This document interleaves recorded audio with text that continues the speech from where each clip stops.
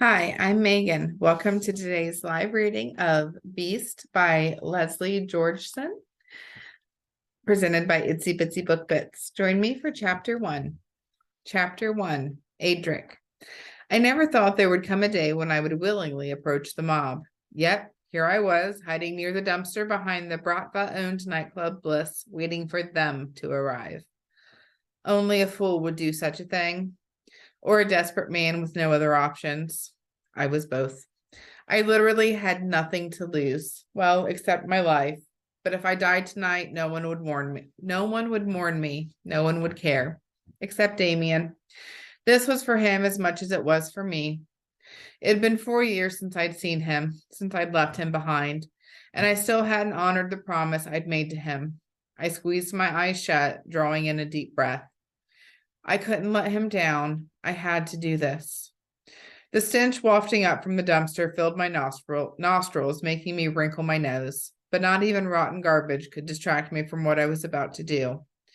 A light above the back door cast a faint glow over the dumpster and the back entrance, but I hid in the shadows on the other side of the can, invisible to anyone who wasn't right next to me. The faint sound of music from inside the building was a steady thump in my back, but otherwise the night was mostly silent, except for the muted noises of traffic on the main road around the front of the building. Suddenly, the headlights of several vehicles flashed across the dark parking lot behind the building. My heart tripped, skittering to a halt, and then thundered back to life, ricocheting off my ribs as the cars pulled into the lot and parked in the owner's reserved spots. They're here. Drawing in a deep breath, I slowly exhaled. You can do this. Car doors slammed, voices carried towards me. My research and spying over the past few weeks had revealed that the Popovs always entered their club through the back of the building, hence my current position near this entrance. Trying to gather my courage, I braced myself as they strode into view, the four grandsons of Dmitry Popov, the Pakan, or Don, of the Russian Bratva. Sasha Plokhanov, the eldest at 23, was the unnamed head of the group. Lev and Dominic Popov, the twins, were 2 years younger than Sasha and polar opposites in looks and personality. And Ephraim Popov, the youngest, was still a teenager, was the friendliest of the bunch. No one ever saw Dmitry Popov out and about. Few people even knew what he looked like. He was a ghost who rarely ventured outside of his private estate, and the few times he did, he was heavily guarded. His two sons, Pavel, Lev, and Dominic's father, and Alexei, Ephraim's father, were his right-hand men or spies and were also rarely seen. But his grandsons were commonly spotted around LA at their various establishments, like the nightclub where I waited nervously, waiting their approach. Naturally, they were surrounded by armed guards, beefy goons who would intimidate even the toughest of men.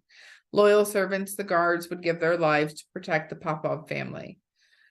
I'd heard good things about the Popovs from other guys around here, things that were in complete contradiction to what my father had told me about them. I wanted to stick it to Papa in a bad way, so I chose to believe what the dudes around here said over my Papa's vindictive rantings. Contrary to my father's statements, the Popovs supposedly treated their crew better than most other crime families. They also made the criminal life look glamorous. Obviously successful in their dealings, none of them have ever gone to prison. They lived in the lap of luxury, privileged young men who did whatever they pleased. The rumor was that Dmitry Popov had a good portion of the local government under his thumb. The cops left the Popovs alone as long as they were discreet, and no innocent people were harmed in their activities.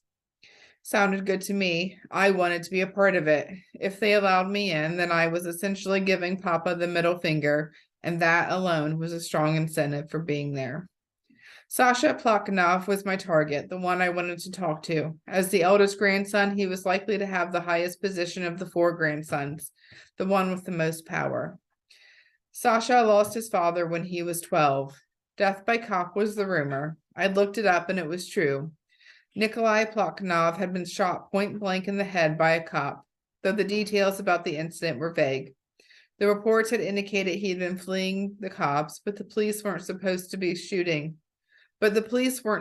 shoot fleeing suspects, especially not in the head. That was murder, plain and simple. Made me wonder what had really happened. Anyway, all four of the Popovs were tall imposing, and commanded attention wherever they went. Even young Ephraim, who was purportedly already becoming a ladies' man. Women wanted to fuck them. Men simply wanted to be them. Me, I just wanted a chance to work for them. I wanted to serve the Popovs and move up in the brotherhood. I longed to someday be one of the top dogs in the Bratva, be someone important, not a pathetic loser like my father. Though the Popovs all drove fancy cars or were chauffeured around in expensive SUVs with armed escorts, they weren't the suit-wearing, power-flaunting type, preferring to dress more casually and not announce to the world that they were Bratva. Maybe that made them more approachable, but whatever, I was still nervous as hell. I'd already made my mind up, and here I was. Time to do this. If they spied me lurking back here against the dumpster, they'd probably kill me. So I took a cautious step away from the wall, then another. I needed to be careful how I did this. The last thing I wanted was to startle them. Because once they saw my grotesque face, they would never forget me. It was that bad. And I wanted them to remember me in a good way. I wanted a job. I needed a job badly. I tried repeatedly to find work over the past couple of years, but no one would hire me because of my face. I was shunned everywhere I went, laughed at, ridiculed. Every day was a struggle to survive. But I hoped, considering the Popov's penchant for treating people fairly, that they might overlook my appearance and give me a much-needed break. Give me a chance to prove myself. I was tired of scrounging through the dumpsters behind various restaurants for food, tired of being jeered at because of my deformities. I just wanted someone to give me a chance to prove I was more than just my looks. A part of me wanted to prove that my father's claims about the Popovs are false. The best way to do that was from the inside. Lev, the largest of the group, whirled around and whipped a muscular arm around Ephraim's neck, putting the kid in a chokehold. Snickering, he playfully rubbed the top of Ephraim's head while Dominic laughed and teased his younger cousin, who squirmed in Lev's grip. Smirking at his cousin's antics, Sasha shook his head, his gaze lifting and suddenly catching on me where I stood hesitantly beside the dumpster. Gulping, I ducked my head, letting my hair fall over my eyes, partially hiding my face. I hadn't wanted to draw attention to myself just yet. I wasn't ready, but now it was too late. My heart thumping, I peered out at Sasha from beneath my shaggy hair, every muscle in my body tensing as he strode toward me with two of his thugs in tow. Hey, you there, what you doing out here? I puffed out a breath and lifted my head, bracing myself for the ridicule that always came after someone got a look at my face. But to Sasha's credit, he didn't flinch as he stopped before me, taking in all my grotesque scars. His thugs halted on either side of him, hands on their weapons, eyeing me suspiciously. The thug to Sasha's right snorted, God, what an ugly fucker. He looks like he stuck his head in a giant meat grinder. Heat flooded into my face, but I didn't cower. I didn't respond to the insult. The other thug chortled before Sasha lifted a hand, silencing them. You can do this, man. You've got his attention. Now speak. I just need a moment of your time, I blubbered. Lev, Dominic, and Ephraim caught up with Sasha, along with the rest of their goons, all of them swarming around me and blocking me in against the wall. I'd lost my chance to escape the moment Sasha laid eyes on me, and now I was trapped. Trying not to pass out from terror, I forced myself to meet Sasha's gaze. Sasha cocked a dark brow. Moment of my time? I bobbed my head in a quick nod. Yes, I really need a job, and I want to work for you. He let out a small huff, his gaze narrowing on me and making me want to squirm. Be brave, don't cower. All of their stares bore into me, but no one else snickered or mocked me for my face. Maybe they were all still in shock and unable to react to my frightening features just yet. What's your name? Sasha asked. This was the part I feared. When they learned my name, they'd either run me off or kill me. Unless they were as open-minded as I chose to believe. I bravely held Sasha's stare. Adric Volkov. His expression revealed nothing. You're Russian. His gaze swept over me, taking in my worn and tattered clothes, my holey shoes, my dirt-smudged hands, before once again settling on my hideous face. The wolf. Yeah, My last name meant wolf in Russian, though no one had ever called me a wolf before. That name generally belonged to my father. The names people called me were always derogatory: beast, monster, ogre, savage. Any second now, Sasha was going to ask what happened to my face. They always did. Except he didn't. Any relation to Kirill? And there it was. The connection. I tensed, thought about lying, then decided to be truthful. Lying to the mob would be a bad idea. I blew out my breath. He's my father. Silence. Did Kirill send you? No. I shook my head back and forth adamantly. I don't associate with him. I hate that bastard. I haven't seen him since I was 17. I don't even know if he's still alive. I hope the fuck he's dead. Because if he's not, the next time I see him, I'm killing him. Sasha's gaze bore into mine, searching. Did he think I was lying? I wasn't. After what Papa had done to me, he'd better hope I never saw him again. Oh, he's still alive. From the looks of you, you haven't done any better being away from him. Heat washed up my neck and into my face again. Was Sasha referring to my attire or my ugly face? I straightened my spine, jutting out my chin, and held Sasha's stare. Anything is better than being with him. Even starvation, constant ridicule, and sleeping on the streets. The others remained silent, watching me, the weight of their stares boring into me, sizing me up, cataloging my scars, analyzing me for weaknesses. Excuse me.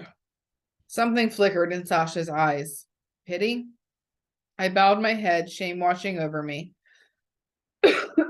I didn't want his damn pity. Well, we can't control where we come from, but we can always strive to be better. There's a sincerity about you that intrigues me, Wolf. You want to be a part of the Bratva. Did I just hear him correctly? I whipped my head up, nodding eagerly. Yes, sir. He snorted, waving away my respect. I am not your sir. Don't call me that. This isn't the fucking military. If you end up working for me, then you can call me boss, but never sir. Understand? Yes, boss. His brow shot up at my brazenness, and a chuckle emerged from his lips. He waggled a finger at me. I like you, Adric Volkov. You've got balls, you know what?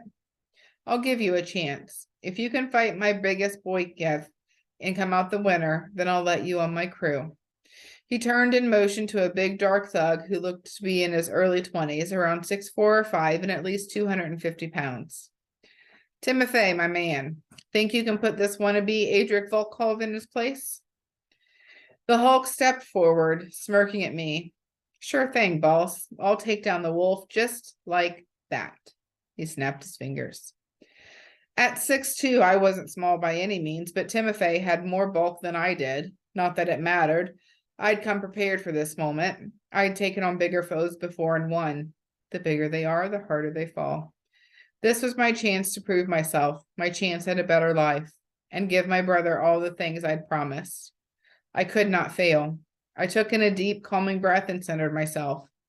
Everyone stepped back, giving us room. Timothy and I circled each other. I watched his eyes and he stared back, each of us searching for a weakness.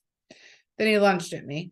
I danced out of the way, whirled, and then landed a hard strike to his left kidney. He grunted and stumbled back, sending me a glare. Everyone cheered, urging us on. I tuned them all out, focusing intently on my opponent. With a growl, Timothy came at me again, swinging his large fists. And again I eluded, bouncing out of the way. What can I say? I'm quick on my feet. Spinning, I landed a hard jab to the side of his neck, aiming for his vagus nerve. He stumbled again, shaking his head, telling me I'd struck the right spot and that he was now fighting back dizziness. The cheers grew louder, whistles and shouts bellowing around us. With a roar, he came at me. He swung for my face. I ducked and kicked the side of his knee, causing him to waver, but unfortunately he didn't go down. Then he kicked out at my feet, trying to trip me. I bounced out of the way, whirling around, and landed a hard blow to his solar plexus. He wheezed, hunching over, breathing heavily. I darted back, waiting. Slowly he straightened, and with a fierce shake of his head, he advanced on me, a determined gleam in his eye. Suddenly he lunged, and if it hadn't been for the small crowd blocking me in, I would have escaped. but I was trapped in the circle of bodies and couldn't dart out of the way this time. He tackled me to the ground, his large bulk landing on top of me. Screams and shouts of excitement erupted as I fought and wiggled free, climbing over the top of him and quickly locked my arm around his neck in a classic chokehold. The dude fought back hard, trying to pull my arm off, but I held on for dear life, using the strength of my other arm to anchor him in place. He fought and squirmed and grunted. I held on tightly, until finally his movements slowed, then stopped, and he passed out. I released him and bolted to my feet. Lev Popov whooped and rushed forward to fist bump me. Fucking A, that was entertaining, dude. Never seen anyone kick Timothy's ass before. Welcome to the Brotherhood, Wolf. I gulped, a little dazed. I just won. Dominic stepped forward, fist bumping me as well. Good show, man. You definitely deserve a place in the Bratva. Thanks, I mumbled, still stunned. I'm part of the Bratva now. Am I dreaming? I pinched my arm to be sure, but I was definitely awake. Hope filled my chest for the first time in years. I would have money soon, and with money I could buy food, clothes, a place to live, maybe even a car. Once I had all that in order, a few months tops, I would go back for Damien. My chest tightened. I didn't forget you, little bro. Be patient a little longer. Ephraim grinned at me, the teenager's pretty boy face alive with delight. That was awesome, dude. You're a true beast. Can you teach me some of those fight moves? I laughed, the tension easing out of me. Sure. Slowly, they all congratulated me. Then everyone began to disperse, heading into the building until it was just me, Sasha, and Timothy, who was now awake and blinking dazedly. I held my hand out to him, offering to help him up. Timothy slapped his hand in mine, and I pulled him to his feet. You won fair and square, Wolf, he said grudgingly. Damn, you're good. My chest swelled. I'd received more compliments in the past few minutes than I'd had my entire life. Thanks.